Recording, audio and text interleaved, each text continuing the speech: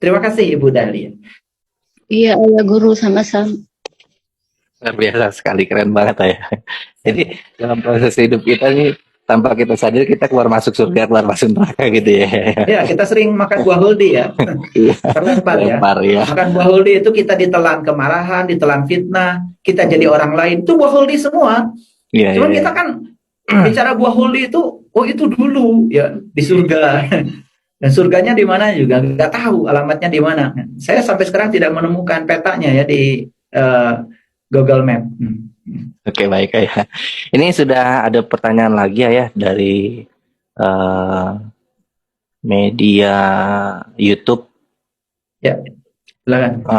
Dari Panda Pandaki. Ayah Guru, terkait cahaya gerhana dahulu kemudian bulan purnama. Apakah sampai di situ Ayah atau ada yang lebih?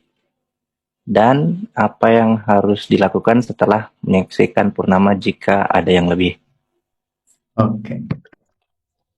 Baik ya, ini saya nggak tahu namanya, tapi saya panggil Pak Panda aja ya, karena saya nggak tahu namanya. Bagusnya kalau di dialog ini mencantumkan nama ya, biar nama itu kan doa dari orang tua, biar saya nyebutnya, kalau Panda itu kan saya khawatir ya, Panda kan adanya di sana, yang suka makan bambu ya. Jadi Mas Panda atau siapa saya tidak tahu karena tidak menyebutkan namanya seperti Ibu Dahlia tadi ya.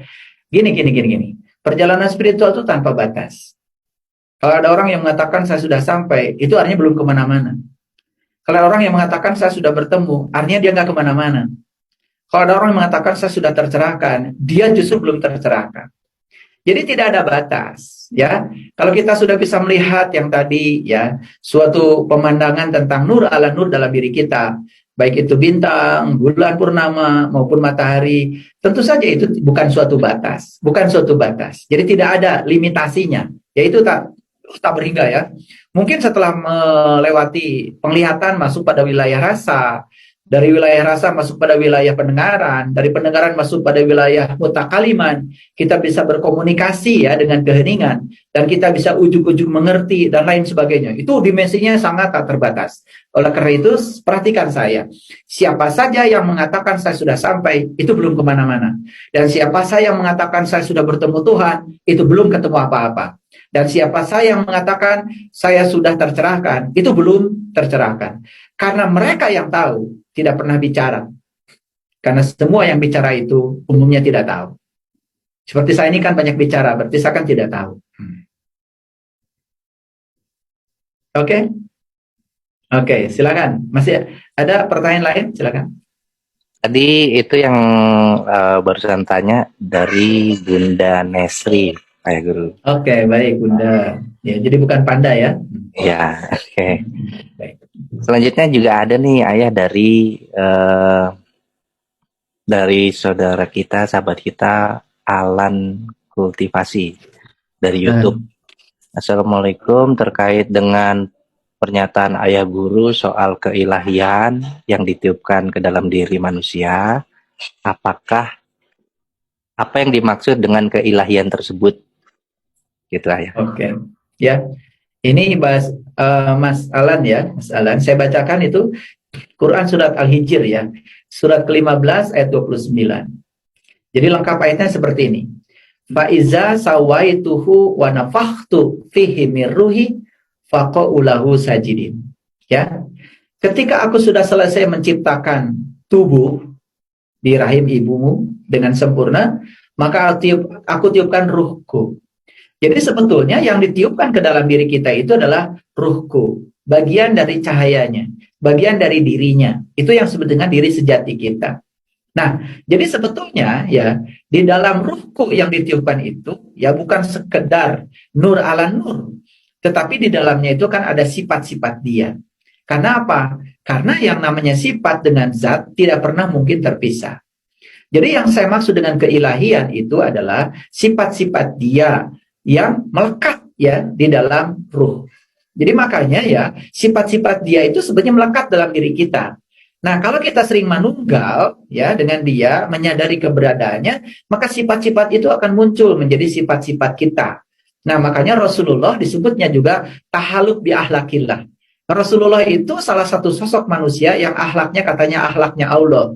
Nah, akhlaknya Allah berarti sifat-sifat Allah itu ya sudah menjadi sifatnya. Makanya Rasulullah disebutnya manusia paripurna. Makanya saya bilang tadi, manusia paripurna itu ya antara aku dengan antara kaula dan gustinya itu sudah tidak ada jarak lagi. Itu artinya sudah mengalami persenyawaan. Itu yang disebut dengan manunggal. Nah, manunggal itulah yang disebut dengan tauhid. Artinya kemanapun, dimanapun dia merasakan kehadirannya, dan kehadirannya itu ditunjukkan dalam bentuk sifat-sifatnya. Nah, sifat-sifat yang melekat pada diri setiap manusia, ya, yang diwariskan Tuhan, itu yang disebut dengan keilahian. Makanya di dalam Quran dikatakan, Kul a'udzu birabbin nas, malikin nas, ilahin nas. Jadi berlindunglah kepada Allah sang pemelihara, berlindunglah kepada Allah sang penguasa yang selalu dekat dengan yang dikuasainya, dan dia memberikan kepada kita ilahinas, keilahiannya. Makanya manusia itu punya sifat yang dominan dari keilahiannya. Makanya manusia disebut makhluk ya yang memiliki kemungkinan untuk mengubah peradaban. Sekaligus juga manusia itu makhluk yang bisa menghancurkan. Jadi kemungkinannya itu sama-sama 50-50. Oleh karena itu maka terserah kita sendiri ya datang ke dunia ini mau menjadi penyampai cinta kasih Allah, atau kita terus-menerus menjadi ya penyampai ego ya milik malik kita yang menciptakan neraka terus-menerus. Saya kira itu. Baik Ayah, luar biasa sekali jawabannya. Ini ada lagi yang bertanya dari media Zoom, dari sahabat kita Wahyu. Silakan. Apakah semua yang kita alami berada dalam sistem saraf kita sendiri dan bukan di luar diri? Begitu Ayah pertanyaannya. Oke, pertanyaan yang sangat bagus sekali ya ini. Jadi sebetulnya kita datang ke dunia ini disuruh untuk belajar merasakan apapun. Makanya kita dibekali apa? Dibekali panca indera. Kita disuruh untuk merasakan yang kita lihat, merasakan yang kita dengar, merasakan semua itu ya. Bahkan kita dibekali oleh Allah di sini apa itu perasa, yaitu kulit. Ya, kita bisa merasakan dingin, bisa merasakan hangat, bisa merasakan panas. Itu semua adalah interaksi kita dengan semesta untuk belajar merasakan. Jadi sebetulnya ya Allah itu sudah menitipkan berbagai macam instrumen, termasuk sistem saraf kita untuk belajar merasakan semuanya. Nah, sayang sekali kita ini kadang-kadang terlalu sibuk dengan ambisi kita, lalu kita lupa merasakan yang seharusnya dirasakan. Coba sekarang para sahabat yang sedang duduk, sadar nggak para sahabat sedang duduk? Sadar nggak kalau para sahabat itu kenapa bisa duduk seperti ini? Sadar nggak apa sih yang menyebabkan kita bisa duduk? Coba saya tanya sekarang secara fisika. Ya, para sahabat ada yang sadar nggak kenapa sekarang bisa duduk? Kan nggak ada yang sadar. Coba kalau secara fisika ya, saya ini kan ditarik oleh bumi. Karena saya dengan bumi ada gaya tarik menarik, ada interaksi. Karena saya ditarik oleh bumi, maka saya menekan tempat duduk saya. Dan tempat duduk saya menekan saya. Sehingga resultannya jadi nol. Akibatnya saya diam.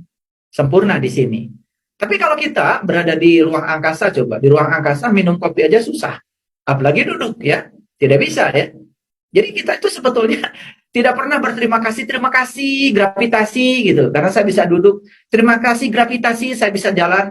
Terima kasih gravitasi, saya bisa minum kopi dengan nyaman gitu. Coba sesekali kita jadi astronot dan pergi ke sana, minum kopi aja di sana susah. Harus diciptakan gelas gravitasi khusus untuk minum kopi. Bukan itu ya, karena kita tidak pernah sadari ya, kadang-kadang kita tidak mau juga mau tahu ya tentang yang terjadi di sekitar kita. Padahal di sini tuh banyak sekali sebetulnya pelajaran yang harus kita pelajari, banyak hal dan peristiwa yang diajarkan semesta untuk kita pelajari. Makanya kita dibekali semua sistem ya, segala sistem untuk bisa merespon semua rasa yang hadir dari semesta. Terima kasih. Mantap sekali Ayah penjelasannya.